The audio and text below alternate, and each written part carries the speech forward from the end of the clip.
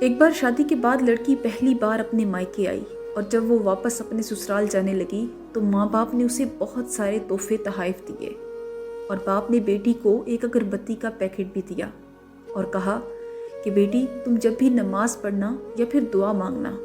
تو ایک اگربتی جلا لیا کرنا۔ جب بیٹی واپس سسرال پہنچی تو اس کی ساس نے تحفے تحائف کو ایک حسد بھری نظر سے دیکھا اور جب اس کی نظر اگربتی کے پیکٹ پر پڑی تو وہ دل ہی دل میں ہنسی اور کہنے لگی کہ بھلا کون سا باپ ہوگا جو اپنی بیٹی کو اگربتی تحفے میں دے گا۔ صبح جب بیٹی نماز کے لیے اٹھی اور اس نے اگربتی جلانے کے لیے وہ پیکٹ کھولا تو اس میں سے ایک خط نکلا جس میں لکھا ہوا تھا کہ بیٹا یہ اگربتی خود تو جلتی ہے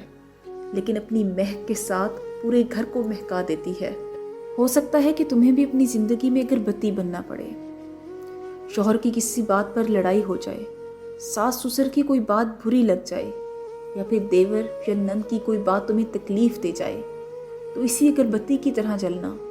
جو اپنی مہک سے پورے گھر کو تر و تازہ کر دیتی ہے۔ خود تو جلتی ہے پر دوسروں کو سکون دیتی ہے۔ اسی طرح میری بیٹی تم بھی سہ جانا، اپنے اچھے رویے اور خوش اخلاقی سے ان کے سکون کی وجہ بن جانا۔ میں سمجھتی ہوں کہ یہ ایک باپ کی طرف سے اپنی بیٹی کو دیا ہوا یہ سب سے انمول تحفہ ہے، کیونکہ ہر باپ ہر ماں اگر اپنی بیٹی کی ایسے ہی تربیت کریں، اسے ایسے ہی نصیحت دیں تو ہزاروں گھر اجڑنے سے بچ جائیں گے۔ لیکن افسوس کہ آج کے اس معاشرے میں بہت ساری لڑکیوں کے گھر برباد ہونے کی وجہ ان کے گھر والے ہی بنتے ہیں۔ آپ کا اس بارے میں کیا خیال ہے؟ کمنٹ میں ضرور بتائیے گا۔